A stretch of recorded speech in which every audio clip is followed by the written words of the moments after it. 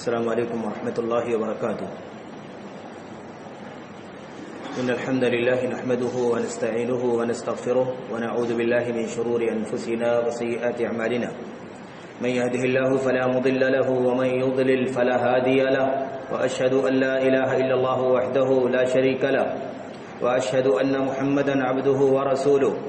أما بعد فإن خير الحديث كتاب الله، وخير الهدي هدي محمد صلى الله عليه وسلم، وشر الأمور محدثاتها، وكل محدثة بدعة، وكل بدعة ضلالة، وكل ضلالة في النار. أعوذ بالله من الشيطان الرجيم. بسم الله الرحمن الرحيم. اهدنا الصراط المستقيم صراط الذين أنعمت عليهم غير المغضوب عليهم ولا الضالين. آمين. وقال عز من قائل: من اهتدى فإنما يهتدي لنفسه، ومن ضل فإنما يضل عليها، ولا تزر وازرة وزر أخرى، وما كنا معذبين حتى نبعث رسولا. وقال عز من قائل: وما ضربوه لك إلا جدلا بل هم قوم خصمون.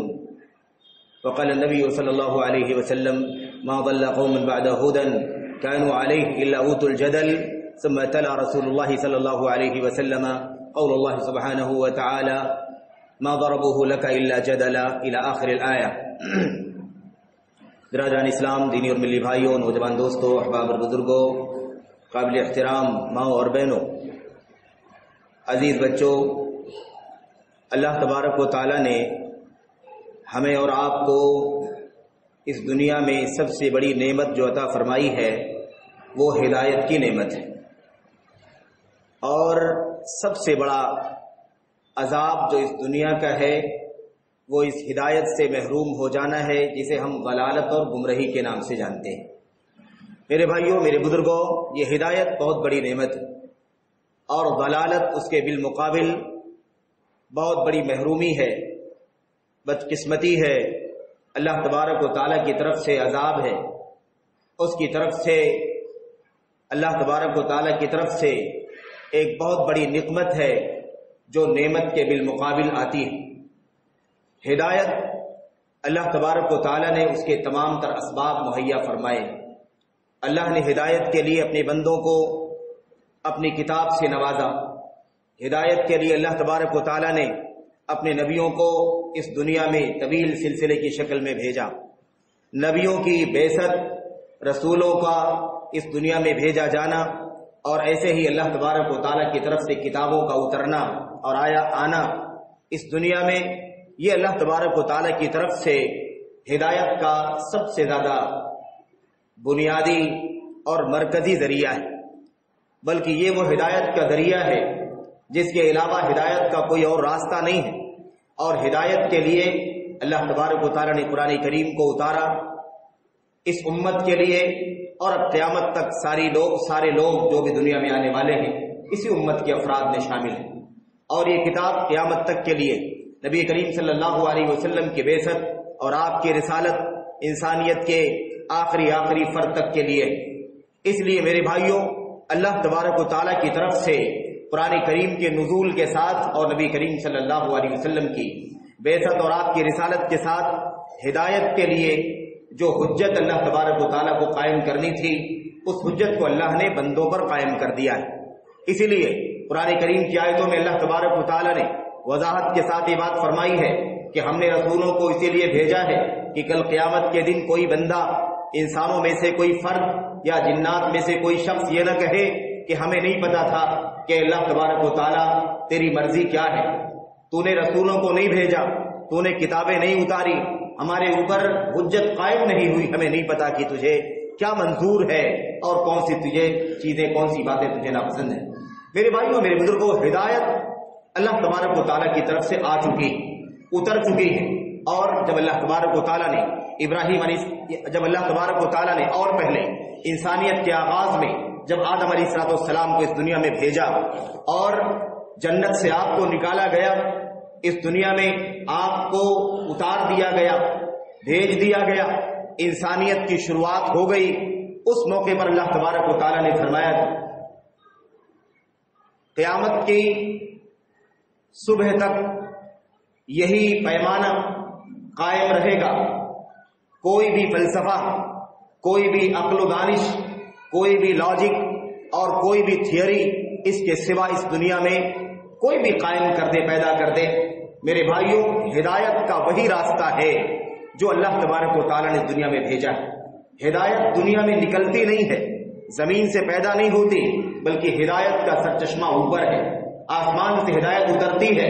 اللہ تبارک و تعالیٰ فرماتا ہے کہ ہدایت ہم اتارتے ہیں، ہدایت آسمان سے آتی ہے، ہماری طرف سے ہدایت آتی ہے، ہم ہدایت اتارتے ہیں، اسی ہدایت کو جو مانے گا وہ ہدایت یافتہ ہوگا، اور جو اللہ تبارک و تعالیٰ کی طرف سے اتاری ہوئی ہدایت پر کاربند نہیں ہوگا، عمل پیرا نہیں ہوگا، وہ گمراہ ہو جائے گا، بھٹک جائے گا۔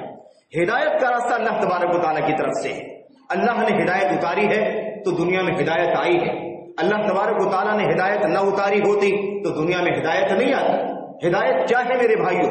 میں انشاءاللہ تبارک و تعالیٰ کچھ باتیں آج کے اس خطبہ جمعہ میں اپنے لیے خاص طور پر اور پھر آپ حضرات تک پہنچانے کے لیے اللہ کے کلام کی آیات کی روشنی میں اور نبی کریم صلی اللہ علیہ وسلم کی سنت اور امت کے سلف کے حوالے سے کچھ باتیں عرض کرنا چاہتا ہوں۔ میرے بھائیوں جو اصل آج میری گفتگو کا موضوع ہے وہ یہ ہے کہ ایک طرف ہم گمراہوں کو ہدایت کے راستے پر لگانے کی کوشش کر رہے ہیں، جو بھٹکے ہوئے ہیں، بہکے ہوئے ہیں اللہ تبارک و تعالیٰ کے دین سے، اس کی توحید سے، نبی کریم صلی اللہ علیہ وسلم کی سنت سے، اور اللہ تبارک و تعالیٰ کی پسند اور اس کی مرضی کے جو راستے ہیں اس سے بہکے ہوئے ہیں، ہم انہیں اللہ کے دین کی طرف لانا چاہتے ہیں، انہیں اللہ کی کتاب کے ذریعے سے رہنمائی کرنا چاہتے ہیں۔ نبی کریم صلی اللہ علیہ وسلم کی سنت اور صحابہ کرام کی سیرت کی روشنی میں ان کی ہدایت اور ان کی تعلیم کا ہم انتظام کر رہے ہیں، اس کی کوشش کر رہے ہیں۔ یہ امت کے علماء کی ذمہ داری ہے، انبیاء علیہ السلام کی وارثین کی ذمہ داری ہے۔ میرے بھائیوں یہ ذمہ داری بہت ہی اہم اور بنیادی ذمہ داری ہے، لیکن اس سے جو بڑی مشکل ہے وہ یہ ہے کہ ہم اپنی سماج میں، اپنی سوسائٹی میں، اپنے وطن میں، اپنے ملک میں اور دنیا کے خطوں میں، دنیا کے گوشے گوشے میں یہ منظر دیکھیں کہ وہ لوگ جو ہدایت پر تھے، جو صحیح ایمان و عقیدے پر قائم تھے، جو حلال کی زندگی گزار رہے تھے، جو سنت کے مطابق زندگی گزار رہے تھے، جو عبادات کی فرائض کی پابندی کر رہے تھے، جو حلال اور حرام کی تمیز کے ذریعے سے اپنا پیٹ بھر رہے تھے، جو نیک اور صالح زندگی گزار رہے تھے، جو حق پر قائم تھے، باطل سے دور تھے، جو سچے تھے، جھوٹ سے دور تھے، جو حلال پر قائم تھے، حرام سے دور تھے، جو اللہ تبارک و تعالیٰ کے اطاعت گزار تھے، اللہ کی نافرمانی سے دور تھے۔ اگر ہمیں اس دنیا میں یہ منظر دکھائی دے کہ یہ لوگ بھٹکتے جا رہے ہیں، حق سے باطل کی طرف جا رہے ہیں، سچائی سے جھوٹ کی طرف جا رہے ہیں، حلال و حرام کی تمیز سے حلال و حرام کی تمیز ختم کر کے زندگی گزار رہے ہیں، میرے بھائیوں توحید سے برگشتہ ہو رہے ہیں، سنتوں سے نکل کر بدعت کی طرف جا رہے ہیں، اللہ کی کتاب، اللہ کے نبی علیہ السلام کی سنت کی روشنی میں جو واضح راستہ ہمیں اللہ تبارک و تعالیٰ نے پہنچایا ہے، دیا ہے، اسے چھوڑ کر کے نت نئے راستوں کی طرف قدم بڑھا رہے ہیں، دیکھی دیکھا کام کر رہے ہیں، مغرب کی نقالی کر رہے ہیں اور ایک دوسرے کے پیچھے اس طرح سے چل رہے ہیں جیسے بھیڑیں چال چلا کرتی ہیں۔ میرے بھائیو اگر اس طرح کا منظر ہمیں اپنے سماج میں، اپنی سوسائٹی میں، اپنے گھر میں، اپنے وطن میں یا اپنی ذات میں دکھائی دے تو یہ بڑے افسوس کی بات ہے۔ کیوں؟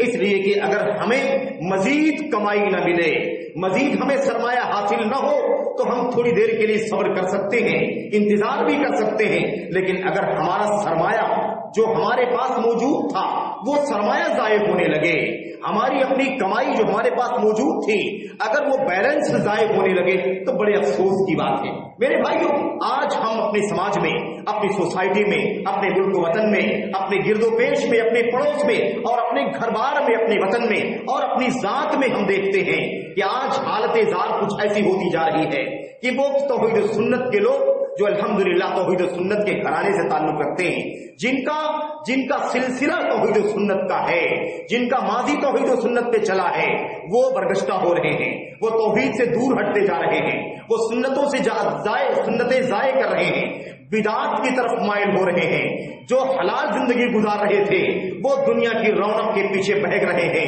اور حلال سے پیچھا چھڑا کر کے حرام کی طرف مائل ہو رہے ہیں۔ وہ لوگ جو صالح اور نیک زندگی گزار رہے تھے وہ بدی کی طرف جا رہے ہیں، جو حق پر قائم تھے وہ باطل کی طرف جا رہے ہیں، جو ہدایت پر چل رہے تھے وہ گمراہی کی طرف جا رہے ہیں۔ میرے بھائیوں، وہ کتنے ایسے لوگ ہیں جو فرائض کی پابندی کر رہے تھے، جو نمازوں کا اہتمام کر رہے تھے، فرائض کا، اللہ تبارک و تعالیٰ کی فرائض سب سے زیادہ اہمیت رکھتے ہیں۔ اللہ کے دین میں سب سے بڑا مقام اللہ کی توحید کے بعد اللہ کے فرائض کا ہے، اور اللہ کی فرائض کی فہرست میں سب سے پہلے اللہ تبارک و تعالیٰ پر ایمان اور اس کی توحید کا مقام آتا ہے۔ میرے بھائیوں، اگر انسان اس کے برگشتہ ہونے لگے، ہم سماج میں دیکھیں کہ ہمارا بھائی نیک تھا اب بدی کی طرف جا رہا ہے، ہمارا بھائی اسلام کی صاف ستھری زندگی گزار رہا تھا وہ اب اسلام سے دور ہٹتا جا رہا ہے، ہمارا بھائی نماز کا پابند تھا اب وہ نماز سے دور ہوتا جا رہا ہے، ہمارے بھائی کا کاروبار حلال کا تھا، حرام سے وہ بچتا تھا، لیکن اب لالچ میں آ گیا ہے، دنیا پرستی اس کے اندر آ گئی ہے، اور لوگوں کے جھانسے میں، لوگوں کے بہکاوے میں اور دنیا کی لالچ میں وہ حرام حلال کی تمیز ختم کر کے صرف کمائی کی سوچ رہا ہے۔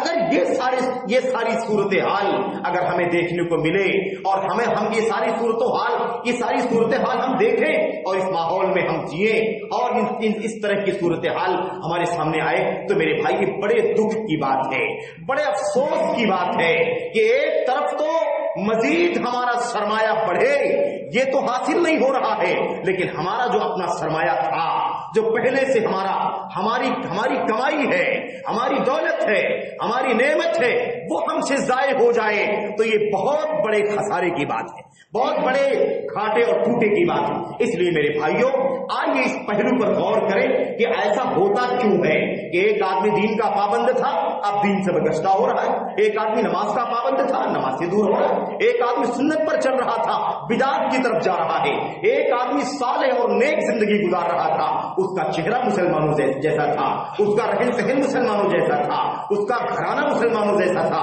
اس کے بچے اور اس کے سرکل کے لوگ دینی زندگی گزارتے تھے۔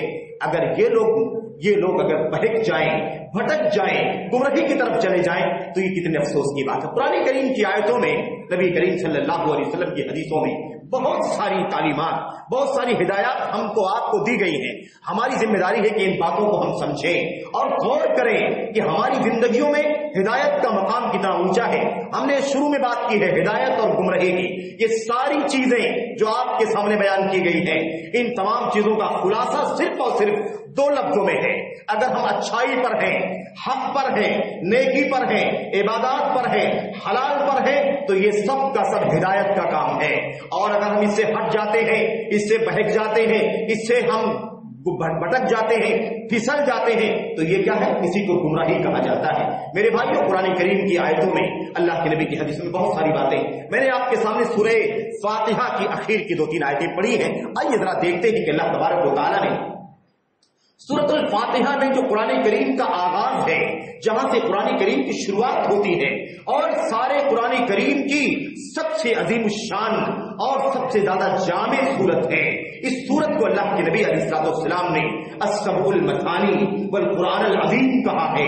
7 آیتیں ہیں جو بار بار دہرائی جاتی ہیں اور عظیم قرآن کا نام دیا ہے، جبکہ اس صورت کے بعد پورا قرآن کریم باقی ہے، موجود ہے، لیکن اسی صورت کو اللہ کے نبی صلی اللہ علیہ وسلم نے القرآن العظیم کا نام دیا ہے۔ یہ عظیم الشان قرآن ہے کیونکہ قرآن کریم کا پیغام، قرآن کریم کی تعلیمات جامع طور پر اللہ کے کلام کی اس سورۃ الفاتحہ کے اندر موجود ہیں۔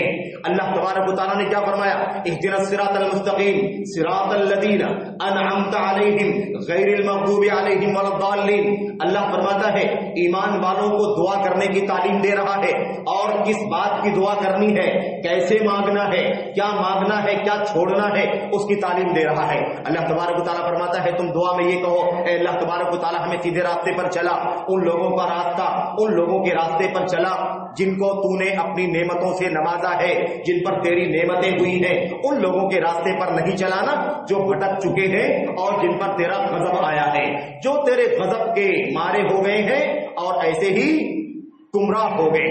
یہ 2 چیزیں چھوڑ کر کے دو پہلوؤں کو چھوڑ کر کے ہمیں بچ کر کے رہنا ہے۔ ہدایت کے راستے پر رہنے کا مطلب یہ ہے کہ ہم گمراہ نہ ہو جائیں اور اللہ کے غضب کا کام نہ کریں۔ ہدایت کسے کہتے ہیں؟ ہدایت میں دو چیزیں ہوتی ہیں۔ ہدایت میں دو چیزیں ہیں۔ ایک چیز ہے اللہ تبارک و تعالی کی سچی تعلیمات کا علم حاصل کرنا، اللہ کی جو تعلیم ہے، اللہ کا جو سچا دین ہے جو اللہ نے اتارا ہے اور جس کے مطابق زندگی گزارنے کا ہمیں حکم دیا ہے، میرے بھائیوں اس چیز کا علم حاصل کرنا، اس چیز کا علم حاصل کرنا یہ ایک چیز ہے، ہدایت کا ایک حصہ ہے۔ ہدایت کا دوسرا حصہ یہ ہے کہ انسان کو اللہ تبارک و تعالی اس سچے علم کے مطابق عمل کرنے کی توفیق عطا فرمائے۔ دونوں چیزیں ہونی چاہیے، ایک تو صحیح معلومات ہو کہ حق کیا ہے، ہدایت کیا ہے، اللہ تبارک و تعالیٰ کی مرضی کیا ہے، اور دوسری چیز اللہ تبارک و تعالیٰ اس کے مطابق ہمیں چلنے کی توفیق عطا فرمائے۔ یہ دونوں چیزیں ہیں، انہی دونوں چیزوں کو اللہ تعالیٰ نے مانگنے کا حکم دیا ہے۔ اور ہم جب دعا کرتے ہیں اہدنا الصراط المستقیم، اے اللہ تبارک و تعالیٰ مجھے صراط مستقیم پر چلا، صراط مستقیم کی ہدایت دے، تو اس کا معنی ہے کہ اللہ مجھے اس حق کی رہنمائی فرما، اس سچے دین کی رہنمائی فرما جس سے تو راضی ہوتا ہے، جس سے تو خوش ہوتا ہے، جس سے میری دنیا کی زندگی سنور جائے گی، جس سے اللہ تبارک و تعالیٰ تو میری آخرت کو سنوار دے گا، مجھے اس کی معلومات کی توفیق عطا فرما۔ اور دوسری چیز کیا ہے اس کے اندر؟ دوسری چیز ہے اے اللہ اس کے مطابق تو مجھے چلنے کی، اس پر عمل کرنے کی توفیق عطا فرما۔ یہ دونوں چیزیں ہیں، انہی دونوں چیزوں کا ہم کی سلسلے میں دعا کرتے ہیں اللہ تبارک و تعالیٰ سے۔ اور اس کے بعد اس کی وضاحت آپ دیکھیں، اللہ نے کہاں فرمائی؟ غیر المغضوب علیہم ولا الضالین۔ یہ دو چیزیں نہیں ہے، اے اللہ ان کا راستہ نہیں جن پر تیرا غضب ہوا، اور ان کا راستہ بھی نہیں جو گمراہ ہو گئے۔ یہ جن پر غضب ہوا ہے یہ کون لوگ ہیں؟ جن پر غضب ہوا یہ کون لوگ ہیں؟ یہ وہی لوگ ہیں میرے بھائی جن پر اللہ کا غضب ہوا، یہودی ہے اس سے مراد۔ لیکن معنی کیا ہے؟ معنی یہ ہے کہ یہودی اللہ کے غضب کے مارے کیوں ہوئے، اللہ کا غضب کیوں نازل ہوا، اللہ ان سے غصہ کیوں ہوا؟ اس کی وجہ یہ تھی کہ انہیں اللہ تبارک و تعالیٰ نے صحیح علم کی توفیق عطا فرمائی، لیکن انہوں نے ٹھکرا دیا، انہوں نے اس کے مطابق عمل نہیں کیا۔ اور جو گمراہ ہونے والے لوگ ہیں ضالین، جس کو اللہ تبارک و تعالیٰ نے فرمایا یہ کون لوگ ہیں؟ یہ یہودی نہیں تھے بلکہ عیسائی۔ پہلا طبقہ یہودیوں کا اور دوسرا یہ عیسائیوں کا، نصارہ کا۔ نصارہ وہ طبقہ تھا جو جہالت کے مطابق عبادت کرتا تھا، لا علمی میں اپنے پادریوں، اپنے بزرگوں اور اپنے رشیوں منیوں کی تعلیمات کے مطابق جو کچھ وہ کرتے تھے یہ بھی کرتے تھے۔ اللہ نے کیا اتارا ہے انجیل میں؟ اللہ تبارک و تعالیٰ کی تعلیم کیا ہے، عیسیٰ کی سنت کیا ہے علیہ السلام کی، اس سے کوئی سروکار نہیں تھا۔ تو یہ وہ طبقہ تھا تو جہالت کے مطابق عمل کرتا رہا، علم سے محروم رہا، صحیح دین کا علم حاصل نہیں کیا۔ اور یہودیوں کا طبقہ جن پر اللہ کا غضب ہوا، یہ کون سا طبقہ تھا؟ جنہیں اللہ تبارک و تعالیٰ نے علم دیا لیکن انہوں نے اس علم کے مطابق عمل نہیں کیا۔ یہی تو لوگ ہیں۔ اور یاد رکھو سورۃ الفاتحہ میں اللہ تبارک و تعالیٰ نے ہدایت مانگنے کا حکم دیا ہے، اور ان دونوں طبقوں سے بچنے کا اور ان سے اجتناب کرنے کا حکم دیا ہے۔ یہ قیامت تک کے لیے تعلیم ہے۔ ہمیں اسی بات کی ہمیشہ تلقین کی گئی ہے کہ ہم اللہ تبارک و تعالیٰ سے ہدایت مانگتے رہیں، صحیح دین کا علم کیا ہے اور اللہ تبارک و تعالیٰ اس کے مطابق عمل کرنے کی توفیق عطا فرمائے۔ یہی ہدایت ہے۔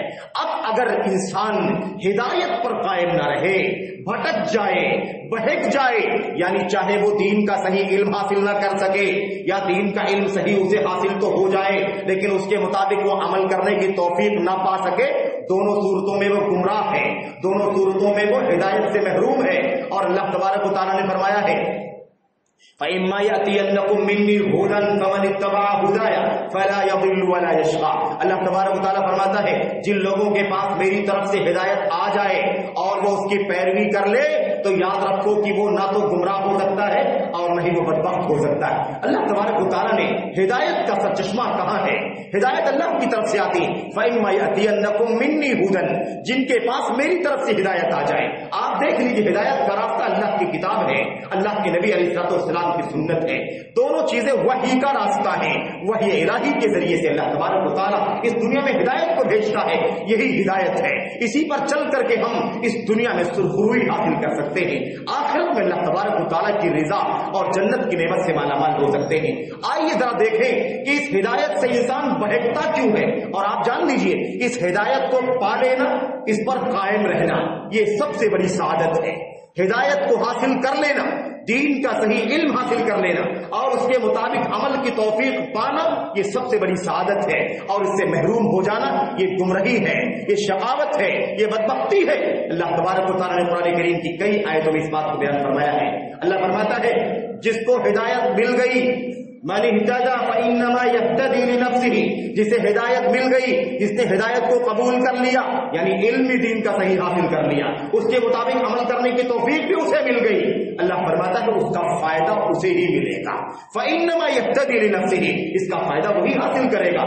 ومن ضل، اور جو بھٹک گیا، گمراہ ہو گیا، یاد رکھو اس کا خمیازہ اسے ہی بھگتنا پڑے گا۔ اللہ فرماتا ہے وما كنا معذبين حتى نبعث رسولا، ہمارا اصول یہ ہے، ہمارا قاعدہ یہ ہے، ہماری دنیا میں یہ سنت ہے کہ ہم کبھی کسی قوم کو اس وقت تک عذاب نہیں دیتے ہیں جب تک رسول نہیں بھیج دیتے ہیں۔ جب تک رسول نہیں آئے گا، اللہ کی کتاب نہیں اترے گی، تب تک اللہ کی طرف سے اللہ کے بندوں پر حجت قائم نہیں ہوگی، تب تک ان کا بہانہ ختم نہیں ہوگا، تب تک ان کا حیلہ اور ان کا عذر ختم نہیں ہوگا۔ اس لیے اللہ تبارک و تعالیٰ فرماتا ہے ہمارا طریقہ یہ ہے کہ جب تک نبی نہیں بھیج دیتے، نبی کے اوپر کتاب نہیں اتار دیتے، تب تک ہم کسی قوم کو عذاب نہیں دیتے۔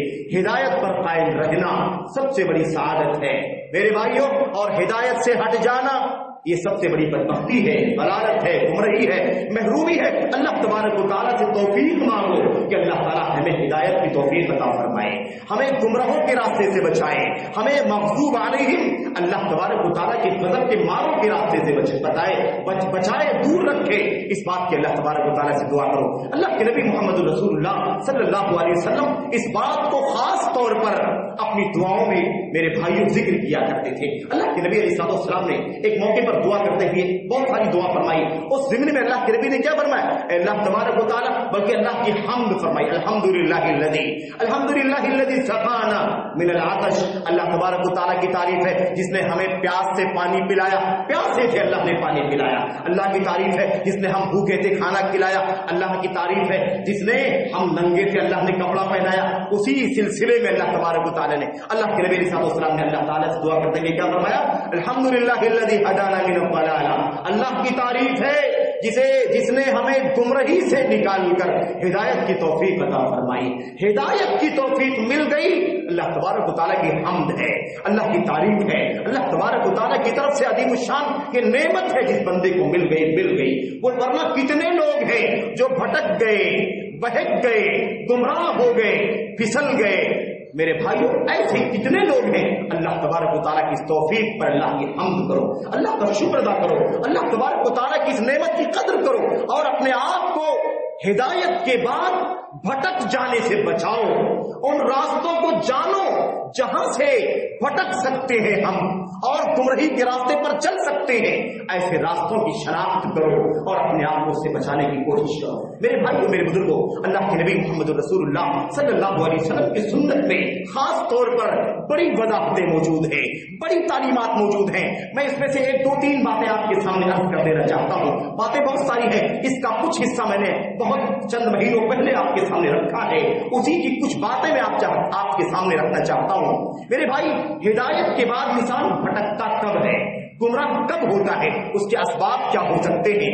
اللہ کے کلام کی آیت کریمہ آپ جانتے ہیں، اللہ تبارک و تعالیٰ نے ہمیں دعا سکھلائی، ربنا لا تزغ قلوبنا بعد إذ هديتنا وهب لنا من لدنك رحمة۔ اے اللہ تبارک و تعالیٰ، اے ہمارے رب، جب کہ تو نے ہمیں ہدایت دے دی ہے، اب ہدایت دینے کے بعد ہمارے دلوں کو ٹیڑھا نہیں کرنا، ہمارے دلوں میں کجی پیدا نہیں کرنا، ہمارے دلوں کو ادھر ادھر مائل نہیں کرنا، ہدایت کے راستے پر جمع دینا، ہدایت کے راستے پر قائم رکھنا، ہمارے دلوں کو دین پر، سچائی پر ثابت قدم رکھنا، اور اگر اللہ کو ہمارے دلوں کو پھیرنا تو ہدایت ہی کی طرف پھیرنا، نیکی کی طرف پھیرنا، ایمان اور سنت کی طرف پھیرنا، توحید کی طرف پھیرنا۔ یہ اللہ کے نبی علیہ السلام دعا کیا کرتے تھے۔ تو ہدایت کے بعد انسان بھٹکتا کب ہے؟ اس کے بہت سارے اسباب میں سے ایک سبب یہ بھی ہے کہ انسان کے سامنے حق آ جائے، حق کے دلائل آ جائیں، اللہ کے کلام کی آیت آ جائے، نبی کریم محمد رسول اللہ صلی اللہ علیہ وسلم کی سنت آ جائے، امت کے سلف صالحین صحابہ اور تابعین کی سمجھ اور ان کا فہم آ جائے، اس کے بعد انسان اپنی عقل کا استعمال کر کے ہٹ دھرمی سے کام لے، کٹ حجتی سے کام لے، سرکشی کا ثبوت دے، اعراض کرے اور بیجا جھگڑا کرے، بیجا لڑے، اس کی وجہ سے انسان کیا ہوتا ہے؟ بھٹک جاتا ہے، اس کی وجہ سے انسان بھٹک جاتا ہے۔ میرے بھائیوں، میرے بزرگوں، اللہ کے کلام کی میں نے ایک آیت کریمہ آپ کے سامنے پڑھی ہے اور ایک حدیث بھی آپ کے سامنے پڑھی ہے، نبی کریم محمد رسول اللہ صلی اللہ علیہ وسلم کی وہ حدیث اسی آیت کریمہ کی تفسیر ہے، اسی کی تشریح ہے۔ اللہ تبارک و تعالیٰ فرماتا ہے، قالوا وقالوا، مشرکین نے، کفار نے کیا کہا؟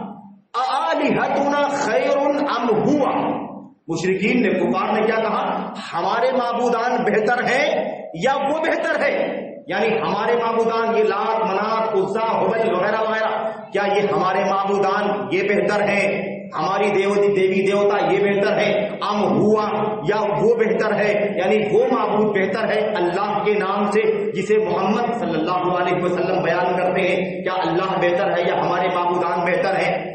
یہ بات مشرکین مکہ نے کہی۔ اللہ تبارک و تعالیٰ فرماتا ہے، ما ضربوه لك الا جدلا بل هم قوم خصمون، اللہ فرماتا ہے یہ بات جو ان لوگوں نے کہی ہے، اے اللہ کے نبی، مشرکین نے جو بات کہی ہے اللہ تبارک و تعالیٰ کے مقابلے میں ان لوگوں نے اپنے بتوں کو، اپنی مورتیوں کو پیش کیا ہے اور یہ کہہ رہے ہیں کہ کیا اللہ بہتر ہے یا ہماری مورتیاں بہتر ہیں، جبکہ ہزاروں دلائل اور کائنات کی نشانیاں ان مشرکین کے سامنے بیان کی جا چکی ہیں۔ کائنات کی دلیلیں، عقل کی دلیلیں، نگاہوں میں آنے والی دلیلیں، شریعت کی دلیلیں، ہر طرح کے دلائل سے یہ بات واضح ہو چکی ہے، اس دنیا میں اگر کوئی عبادت کے قابل ہے تو صرف اور صرف اللہ تبارک و تعالیٰ کی ذات گرامی ہے، اس کے سوا کوئی عبادت کے لائق نہیں ہے۔ اس کے باوجود کی دلائل سے یہ بات واضح ہو چکی ہے، یہ لوگ اللہ کے بالمقابل اپنی بتوں کو، اپنی مورتیوں کو پیش کرتے ہیں۔ یہ حق دھرمی نہیں ہے تو کیا ہے؟ اللہ فرماتا ہے، ما ضربوه لك الا جدلا، یہ مثال جو یہ پیش کر رہے ہیں آپ سے، یہ صرف حق دھرمی کی وجہ سے، یہ صرف ضد کی وجہ سے اور حجت کی وجہ سے یہ کام کر رہے ہیں۔ بل هم قوم خصمون، حقیقت یہ ہے کہ یہ جھگڑنے والی قوم ہے، یہ حق دھرمی کرنے والی قوم ہے، حق کو جان لینے کے بعد، آنکھوں کے سامنے آ جانے کے بعد اسے رد کر دینے والی قوم ہے۔ اس لیے یہ لوگ آپ کے سامنے اللہ تبارک و تعالیٰ کے بالمقابل اپنے بتوں، اپنی دیوی دیوتاؤں اور اپنی مورتیوں کو مثال میں پیش کر رہے ہیں۔ یہ آیت کریمہ اللہ تبارک و تعالیٰ نے نازل فرمائی، اس آیت کریمہ کے کا جو پس منظر اور اسی کی تفسیر میں اللہ کے نبی علیہ السلام نے فرمایا، حضرت ابو امامہ رضی اللہ تعالیٰ عنہ کی روایت میں اللہ کے نبی علیہ السلام نے فرمایا، ما ضل قوم بعد هدى كانوا عليه الا اوتوا الجدل، کوئی بھی قوم، اور سن لو، کوئی بھی قوم اسی وقت گمراہ ہوتی ہے جبکہ وہ ہدایت پر قائم رہتی ہے۔ ہدایت پر قائم رہنے کے بعد اگر کوئی قوم گمراہ ہوتی ہے تو اسی لیے گمراہ ہوتی ہے کہ ان کے یہاں حق دھرمی آ جاتی ہے، کٹ حجتی آ جاتی ہے، ان کے یہاں ضد آ جاتا ہے اور حق کو تسلیم کرنے کے بجائے اپنی عقل کا استعمال کرتے ہیں، اپنی حجتوں کا استعمال کرتے ہیں، اپنی چکنی چپڑی باتوں کا استعمال کرتے ہیں، اپنے فلسفے اور اپنی لاجک کا، اپنی دانشوری کا استعمال کرتے ہیں۔ اس وجہ سے ہی کوئی قوم گمراہ ہوتی ہے۔ ہدایت کے بعد بات کس کی ہو رہی ہے؟ ہدایت مل چکی ہے، ہدایت آ چکی ہے، ہدایت روز روشن کی طرح نمایاں ہے، اس کے بعد اگر کوئی قوم گمراہ ہوتی ہے تو اس کی وجہ یہی ہوتی ہے کہ وہ قوم ہٹ دھرمی کرتی ہے، کٹ حجتی کرتی ہے، جنگ و جدال کے معنی ہوتے ہیں بے دلیل بات کرنا، بے دلیل جھگڑنا اور بغیر دلیل کے اونچی اونچی باتیں اور چیخ پکار کے ذریعے سے، اپنی زبان دانی کے ذریعے سے، اپنی عقلانیت اور اپنی دانشوری اور فلسفے کے ذریعے سے سامنے والے کے سامنے والے پر غالب ہونے کی کوشش کرنا، اس کو کہا جاتا ہے جدل، جھگڑا۔ बे सर पैर का झगड़ा, जिस पर कोई सबूत ना हो, जिसकी कोई दलील ना हो, जिसका कोई हवाला ना हो, जिसका कोई सबूत ना हो, और इंसान झगड़ता रहे, इसको कहा जाता है जदल। अल्लाह फरमाता है बल हुम कौमुन खसीमून, ऐसे लोग हकीकत में झगड़ालू लोग हैं। ये अल्लाह के नबी अलैहि सलाम की हदीस में, इसी हदीस के जरिए से अल्लाह के नबी ने इस आयत करीमा की तशरीह फरमाई है।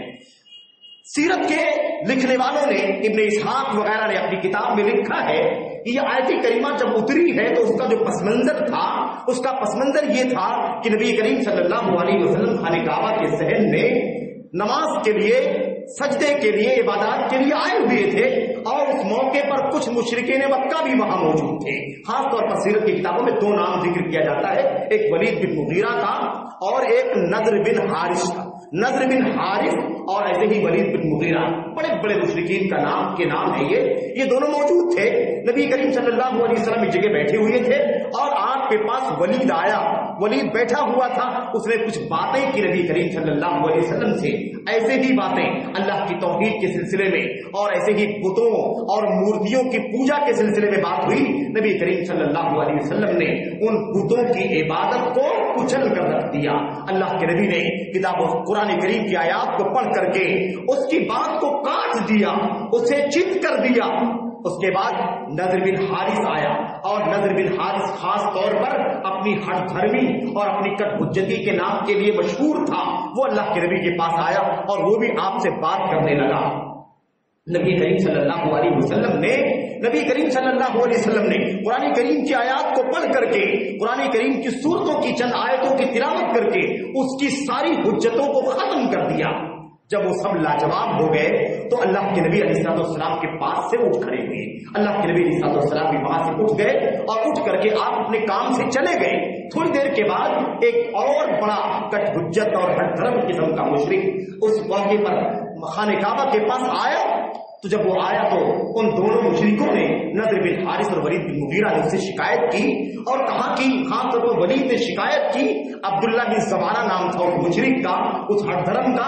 उससे उसने कहा कि ये नज़र बिन हारिस जो है, जिसे मोहम्मद से बात करना चाहिए था, लेकिन मैंने देखा कि इसने कोई बात नहीं की। मोहम्मद रसूलुल्लाह सल्लल्लाहु अलैहि वसल्लम की बातों के सामने ये शेर होकर के रह गया, मगलूब होकर के रह गया, हार गया, मोहम्मद की बातों का कोई जवाब नहीं दे सका। क्या बात हुई? अल्लाह के नबी अलैहिस्सलाम से क्या बात हुई, ये बात पूछी। अल्लाह के नबी अलैहिस्सलाम की बात का उसने तज़किरा किया कि अल्लाह के नबी मोहम्मद सल्लल्लाहु अलैहि वसल्लम ने कुरान करीम की आयत को पढ़ करके हमें यह बतलाया है कि तुम लोग और तुम जिनकी इबादत करते हो, तुम सब के सब जहन्नम के ईंधन बनोगे। कुरान करीम में अल्लाह तबारक व तआला फरमाता है इन्नकुम वमा तअबुदूना मिन दूनिल्लाहि हसबु जहन्नम अंतुम लहा वारिदून। तुम लोग और तुम जिसकी पूजा करते हो, यानी तुम इबादत करने वाले, बुतों की पुजारी और तुम्हारे जो बुत हैं, मूर्तियां हैं, तुम्हारे देवी देवता हैं, ये दो के दोनों जहन्नम का ईंधन बनेंगे और सबको जहन्नम में दाखिल होना पड़ेगा। उसने बताया कि मोहम्मद ने ये बात यहां पर कही थी, और इसका जवाब नज़र बिन हारिस का जवाब नहीं दे सका। अब्दुल्ला बिन ज़बाना ने कहा, अच्छा अगर ऐसी बात है तो मोहम्मद कहां गया? मैं उसका जवाब देने के लिए तैयार हूं। मैं अगर होता तो मेरी बात का जवाब नहीं दे पाता, मैं उसे चित कर देता और उसे मगलूब कर देता, हरा करके रख देता। उसने कहा, अच्छा बताओ तुम क्या कहते? उसने कहा, जा करके मोहम्मद से पूछो, ये बात मैं तुम्हें बता देता हूं। मोहम्मद से जाकर के मुलाकात करो और उससे पूछो कि हम लोग तो देवी देवता की इबादत करते हैं, हम लोग तो फरिश्तों की पूजा करते हैं, हम फरिश्तों को पूजते हैं, फरिश्तों की इबादत करते हैं। ये यहूदी लोग हैं, ये उज़ैर की इबादत करते हैं, अल्लाह तबारक व तआला का बेटा मानते हैं उज़ैर को। और ये ईसाई लोग हैं, ये लोग हजरत ईसा इब्न मरियम की इबादत करते हैं। तो उससे पूछो मोहम्मद से कि अगर इबादत करने वाले और जिसकी इबादत करते हैं वो देवी देवता, वो सब जहन्नम में जाएंगे, तो क्या ये फरिश्ते भी जहन्नम में जाएंगे? क्या ये यहूदी जिसकी इबादत करते हैं उज़ैर, ये भी अल्लाह के नबी हैं, क्या ये भी जहन्नम में जाएंगे? और ये ईसा इब्न मरियम जिनकी पूजा ईसाई करते हैं, क्या ये भी जहन्नम में जाएंगे? जाकर के मोहम्मद से पूछो। محمد صلی اللہ علیہ وسلم سے جا کر کے ان لوگوں نے پوچھا یا نہیں پوچھا؟ اللہ کے نبی علیہ السلام کو عبداللہ بن زبارہ کی اس ہٹ دھرمی کا پتہ چلا کہ ساری دلیلیں واضح ہیں، اللہ کی توحید کے دلائل، اللہ کے نبی ہونے کے دلائل سب واضح ہیں، اس کے باوجود بھی یہ بت پرستی کر رہے ہیں، یہ فرشتوں کی پوجا، یہ اللہ کے بیٹا ماننے والے عیسائی عیسیٰ کو اللہ کا بیٹا مانتے ہیں، اور یہودی عزیر کو اللہ کا بیٹا مانتے ہیں، اور یہ پوجا کرتے ہیں غیر اللہ کی، اس کے باوجود یہ ہٹ دھرمی کرتے ہیں۔ اللہ کے نبی علیہ السلام نے فرمایا اگر تم یہ بات کہنا چاہتے ہو، ہٹ دھرمی کرنا چاہتے ہو، حجت پیش کرنا چاہتے ہو، تو سن لو اس کا جواب کیا ہے۔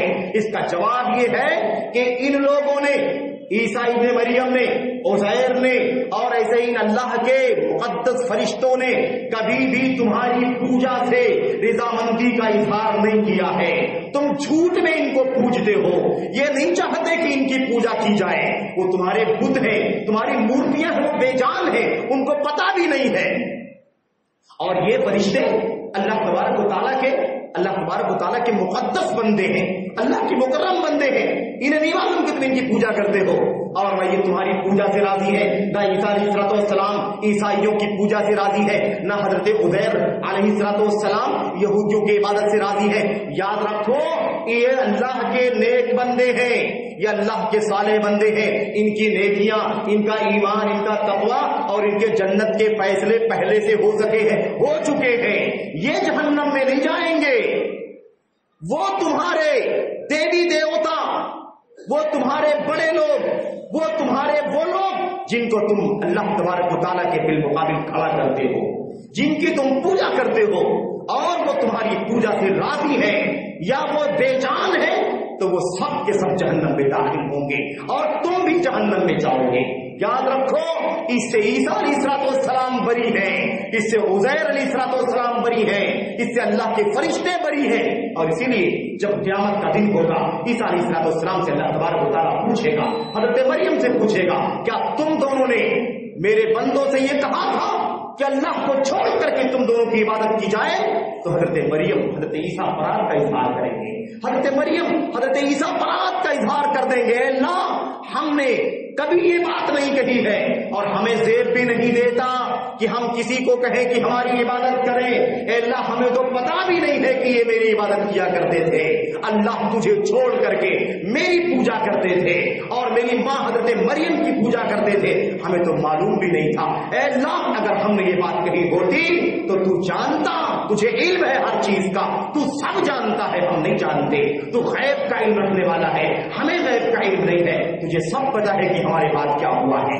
اس لیے حضرت مریم علیہ السلام اور حضرت عیسیٰ برات کا اظہار کر دیں گے۔ میرے بھائیوں آپ نے دیکھا کٹ حجتی کیا ہوتی ہے؟ ہٹ دھرمی۔ آج سوشل میڈیا کا دور ہے، آج سوشل میڈیا کا دور ہے، یہ ہٹ دھرمی دلائل کے آ جانے کے بعد اپنی عقلوں کا استعمال، دلائل واضح ہو جانے کے بعد اپنی دانشوری کا استعمال، حوالے آ جانے کے بعد اور باتیں حق واضح ہو جانے کے بعد میرے بھائیوں اپنی لاجک کا استعمال کرنا، یہ عام سوشل میڈیا پر بڑی تیزی کے ساتھ چل رہا ہے۔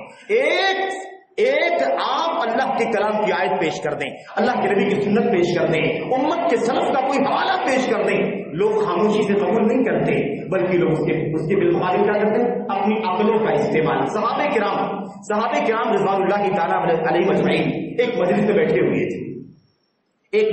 ہوئے تھے، روایت میں یہ ہے کہ ہم میں سے کوئی ایک آیت پیش کرتا تھا، دوسرا اس کے جواب میں آیت کریمہ پیش کرتا تھا۔ مثال کے طور پر اگر کوئی پڑھے آیت کریمہ، اللہ تبارک و تعالیٰ فرماتا ہے، اس کے جواب میں دوسرا فریق کیا کہے، سامنے والا کیا کہے، تم نے یہ آیت پڑھی ہے، اللہ تبارک و تعالیٰ نے یہ فرمایا ہے، ٹھیک ہے، لیکن اس کے سامنے، اس کے بالمقابل اس سے ٹکرانے والی دوسری آیت کریمہ ہے۔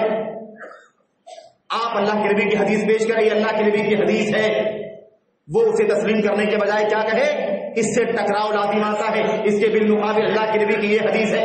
تو آیتوں کو آیتوں سے ٹکرانا، حدیثوں سے حدیثوں کو ٹکرانا، حدیثوں سے آیتوں کو، آیتوں سے حدیثوں کو ٹکرانا، یہ سلسلہ چل رہا تھا، یہ ماحول دکھائی دیا نبی کریم صلی اللہ علیہ وسلم کے سامنے۔ اللہ کے نبی علیہ السلام نے جب وہ منظر دیکھا تو آپ کا چہرہ سرخ ہو گیا. صحابہ کہتے ہیں کہ آپ اتنا غصہ ہوئے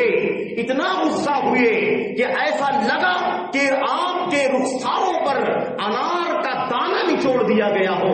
ایسے آپ کے رخسار سرخ ہو گئے تھے، لال ہو گیا آپ کا چہرہ. اور آپ نے فرمایا کیا تمہیں یہی دین دے کر کے بھیجا گیا تھا، یہی ہٹ دھرمی کرنے کے لیے بھیجا گیا تھا، یہی اللہ کے کلام کی آیتوں کو ایک دوسرے سے ٹکرانے کے لیے کہا گیا تھا؟ کیا تم اسی لیے پیدا ہوئے ہو؟ کیا تم اسی لیے دنیا میں بقا ہوئے ہو؟ کیا تمہیں اسی لیے دنیا میں بھیجا گیا ہے؟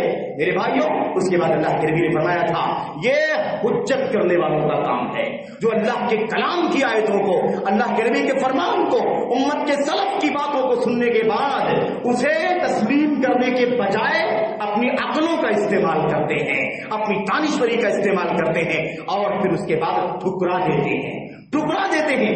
آج اگر ہم آغاز اسلام سے لے کر کے آج تک جو آج موجودہ وقت ہے، آج تک کی تاریخ کا جائزہ لیں، اور مستقبل میں بھی یہ صورتحال رہے گی کیونکہ پیشین گوئیاں موجود ہیں نبی کریم صلی اللہ علیہ وسلم کی. آج تک اگر ہم جائزہ لیں تو یہ بات ہمارے سامنے آ سکتی ہے کہ اللہ کے حکم کے سامنے ہٹ دھرمی کرتے ہوئے اپنی عقل کا، اپنی لاجک کا، اپنی دانشوری کا اور اپنی سوچ اور اپنی فکر کا حوالہ دینا، یہ گمراہی کا اور ہدایت کے بعد بھٹک جانے کا سب سے بڑا سبب رہا ہے. شیطانی لعین کی تاریخ ہم جانتے ہیں. اللہ نے حکم دیا اسجدوا لآدم، سب کے سب اللہ تبارک و تعالیٰ کا سجدہ کرو. یہ اللہ کا حکم تھا، کوئی شک نہیں، کوئی شائبہ نہیں، کوئی چوں چرا کرنے کی کوئی گنجائش نہیں تھی. لیکن سب لوگوں نے تو سجدہ کیا، لیکن اس ابلیس لعین نے کیا کہا؟ ابلیس لعین نے کہا ٹھیک ہے اللہ کا حکم ضرور ہے کہ سجدہ کرو، لیکن میں شیطان ابلیس جس کا نام تھا، مجھے اللہ نے آگ سے پیدا کیا ہے، اور یہ آدم جس کے سجدہ کا اللہ نے حکم دیا ہے یہ مٹی سے پیدا کیا گیا ہے. یہ عقل تسلیم نہیں کرتی، میری لاجک نہیں مانتی، میری دانشوری تسلیم نہیں کرتی کہ میں آگ سے پیدا ہونے والا اس پست مٹی کا سجدہ کروں، اس لیے میں اس کا سجدہ نہیں کر سکتا. گمراہی کی شروعات کہاں سے ہوئی ہے؟ اللہ کے حکم کے سامنے اپنی دانشوری کے ذریعے سے حجت کرنے کی وجہ سے، ہٹ دھرمی کرنے کی وجہ سے، ضد کرنے کی وجہ سے اللہ کے حکم کو آمنا و صدقنا کہنے کے بجائے، سمعنا و اطعنا کہنے کے بجائے، اس کے مطابق عمل کرنے کے بجائے فوری طور پر اپنی دانشوری، اپنی لاجک، اپنی عقل، اپنی سوجھ بوجھ اور اپنی چکنی چپڑی بات کرنے کی قوت، اپنے فلسفے کو پیش کر دینا. شیطان نے فلسفہ پیش کیا کہ نہیں پیش کیا؟ حکم صحیح ہے، اللہ نے کہا ہے سجدہ کرنے کے لیے، لیکن میں چونکہ آگ سے پیدا کیا گیا ہوں اور یہ آدم مٹی سے، اس لیے آدم کا سجدہ، یہ مٹی والی مخلوق کا سجدہ میں جو آگ سے پیدا کیا گیا ہوں نہیں کر سکتا. اور ہم نے اس سے پہلے بھی شاید ذکر کیا تھا کہ حضرت امام ابن القیم رحمۃ اللہ علیہ نے تقریباً 100 نقطوں سے 100 وجہ سے بیان کیا ہے کہ آگ یہ پست ہے، مٹی کا مقام اونچا ہے آگ سے، آگ پست ہے، آگ ذلیل ہے. مٹی کیا ہے؟ فضیلت والی. مٹی کو آگ پر 100 سے زائد وجوہات سے فضیلت حاصل ہے. بہت سارے دلائل ذکر کیے ہیں اس کے لیے. میرے بھائیوں، تو ہٹ دھرمی روز اول سے لے کر کے آدم علیہ السلام کے سجدے کا جو پہلا حکم دیا گیا تھا، اسی وقت سے لے کر کے یہ کتاب و سنت کے اللہ کے فرمان کے سامنے عقل و دانش کو پیش کرنے کا سلسلہ شروع ہوا ہے، اور وہ گمراہی کا راستہ تھا. اللہ نے فرمایا او خروج، نکل جا یہاں سے، فإنک رجیم، کیونکہ تو دھتکارا ہوا ہے، میرے دربار سے تجھے پٹکار لگائی جاتی ہے. اور اس کے بعد اب وہ اللہ تبارک و تعالیٰ کی رحمت سے جنت سے محروم کر دیا گیا. جس نے آدم اور حوا کو بہکایا تھا، اس کو اللہ تبارک و تعالیٰ نے اس ہٹ دھرمی کی وجہ سے جنت کی نعمتوں سے محروم کر دیا. اور اس کے بعد وَإِنَّ عَلَيْكَ لَعْنَتِي إِلَى يَوْمِ الدِّينِ، قیامت تک اللہ تبارک و تعالیٰ کی لعنت برستی ہے اور برستی رہے گی. تو یہ اللہ تبارک و تعالیٰ کی طرف سے عذاب ہے. تو ہٹ دھرمی کرنا یہ گمراہی کا سب سے بڑا سبب ہے. اللہ کا کلام آ جائے، اللہ کے نبی کا فرمان آ جائے، اس کے مطابق بلا چوں چرا انسان کو عمل کرنا چاہیے. اگر مثال کے طور پر کوئی غلطی بھی ہو جائے گی، بعد میں پتا چلا کہ نہیں اس کے خلاف کوئی دلیل بھی تھی، تو تو وہ انسان معذور ہوگا. اس بات کو یاد رکھو. ایک دلیل ہمارے سامنے ہے, اس کے مطابق ہم نے عمل کر لیا ہے. پتا چلا کہ اس کے بالمقابل ایک دلیل اور بھی ہے. دونوں کو ایک ساتھ میں جوڑ کے تطبیق دے کر کے اور ترجیح دینے کے بعد عمل کرنا چاہیے تھا, لیکن ہم نے عمل کر لیا. اللہ کی قسم ہے بندہ معذور ہے, معذور ہے. مجھے پتا نہیں تھا کہ اس کے بالمقابل کوئی اور دلیل بھی تھی. لیکن اگر انسان اپنی عقل کا استعمال پہلے کر لے, لاجک کا استعمال کر لے اور اس پر عمل کرنا چھوڑ دے, تو ایسا آدمی گمراہ ہے. کیونکہ ہدایت میں کیا چیزیں آتی ہیں؟ حق کا علم حاصل کر لینا, صحیح علم حاصل ہونا اور اس کے مطابق عمل کرنے کی توفیق ملنا. اللہ سے دعا کریں کہ اللہ تبارک و تعالی ہمیں کتاب و سنت کے دلائل کے سامنے, حکم الہی کے سامنے, ہدایت اور حق کے آ جانے کے بعد اللہ تبارک و تعالی ہمیں اپنی لاجک کا, ہمیں اپنی دانش کا, ہمیں اپنی عقل کا, ہمیں اپنی ہٹ دھرمی کا استعمال کرنے سے اللہ بچنے کی توفیق عطا فرمائے. اور آمنا وصدقنا سمعنا واطعنا کہہ کر کے اللہ تعالی ہمیں مومنانہ شان کی زندگی جینے کی توفیق عطا فرمائے. اللہ تبارک و تعالی ہمیں عقل پرستی سے, ہٹ دھرمی سے اور ایسے ہی حجت سے اور خصام اور جھڑا اور لڑائی سے اللہ تبارک و تعالی بچنے کی توفیق عطا فرمائے. آمین رب العالمین. وصلی اللہ وسلم وبارک علی نبینا محمد وعلی آلہ وصحبہ اجمعین. السلام علیکم ورحمۃ اللہ.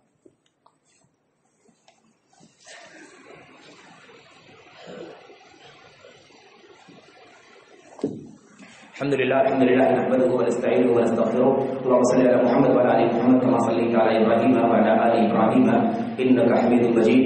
اللهم بارك على محمد وعلى ال محمد كما باركت على ابراهيم وعلى ال ابراهيم في العالمين انك حميد مجيد. سبحان ربك رب العزة عما يصفون وسلام على المرسلين والحمد لله رب العالمين.